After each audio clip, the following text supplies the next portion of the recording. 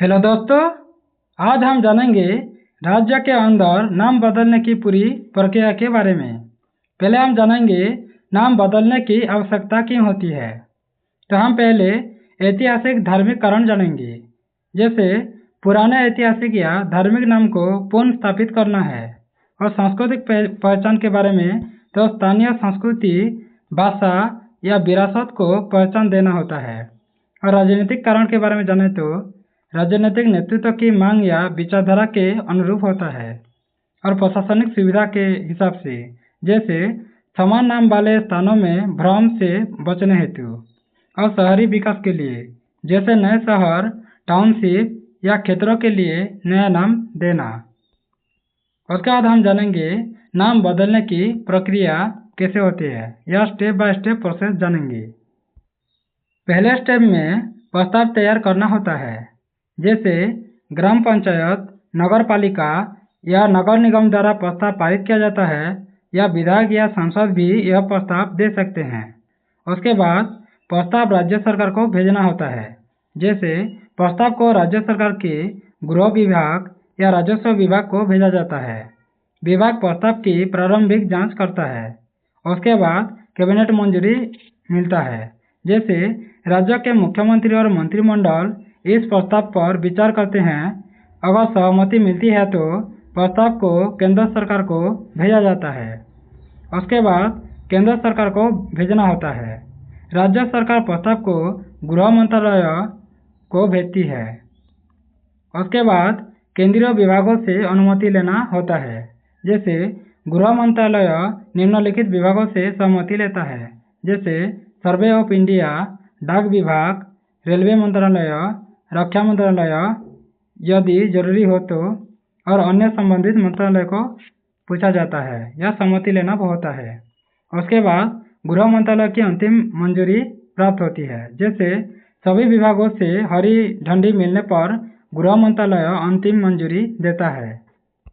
उसके बाद राजपत्र में अधिसूचना दिया जाता है, जैसे मंजूरी के बाद नया नाम भारत के राजपत्र और राज्य के राजपत्र में प्रकाशित किया जाता है। उसके बाद लागू करना होता है। सभी सरकारी रिकॉर्ड, मैप, साइन बोर्ड, शैक्षिक दस्तावेज, वोटर लिस्ट आदि में नया नाम प्रयोग किया जाता है। उसके बाद हम जानेंगे नाम बदलने में शामिल विभाग, जैसे राज्य गृह या राजस्व विभाग प्रस्ताव तैयार करना और जांच करता है, और राज्य मंत्रिमंडल स्वीकृति देता है। केंद्र गृह मंत्रालय अंतिम अनुमोदन देता है, और सर्वे ऑफ इंडिया नक्शों में नाम बदल लेता है, और डाक विभाग पता प्रणाली में बदलाव करता है, और रेलवे विभाग में स्टेशन के नाम बदलता है, और सीबीएसई शिक्षा बोर्ड दस्तावेजों में संशोधित करना भी होता है। ये सभी विभाग में नाम चेंज करना पड़ता है। उसके बाद हम जानेंगे महत्वपूर्ण उदाहरण के साथ, जैसे हम एक पुराना नाम लेते हैं, जैसे इलाहाबाद को नया नाम दिया गया है प्रयागराज वर्ष 2018 में। उसके बाद फैजाबाद को अयोध्या किया गया, और मुगल सराय को दीनदयाल उपाध्याय नगर किया गया, और औरंगाबाद को छत्रपति संभाजी नगर, और उस्मानाबाद को धाराशिव दिया गया है।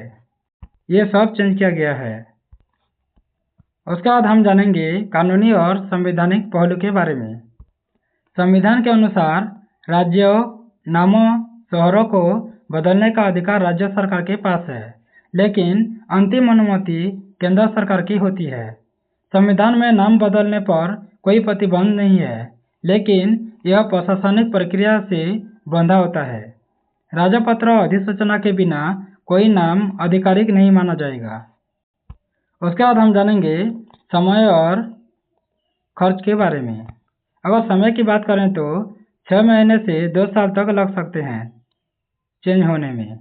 और खर्च की बात करें तो साइन बोर्ड, दस्तावेज, मैप, स्टेशनों पर नाम बदलने में करोड़ों रुपए खर्च होते हैं। उसके बाद हम जानेंगे विवाद और आलोचना के बारे में। कभी कभी नाम बदलने को विवाद हो जाता है, जैसे राजनीतिक हथकंडों कहा जाता है, सांप्रदायिक तनाव मध्य उत्पन्न हो सकता है, और जनता की राय नहीं ली जाती तो हत्याएं, झड़पें भी होती रहती है। उसके बाद हम निष्कर्ष या कंक्लूजन के बारे में जानेंगे। नाम बदलना केवल एक प्रशासनिक कार्य नहीं है, बल्कि एक राजनीतिक, सांस्कृतिक और सामाजिक प्रक्रिया होते हैं। इसके लिए स्थानीय इच्छा, ऐतिहासिक महत्व, कानूनी प्रक्रिया और केंद्र की मंजूरी जरूरी होती है। ये रहा स्थानों का चेंज कैसे किया जाता है। अगर ऐसे वीडियो आपको अच्छा लगता है तो वीडियो को अपने दोस्तों के साथ शेयर करें और सब्सक्राइब करें। धन्यवाद।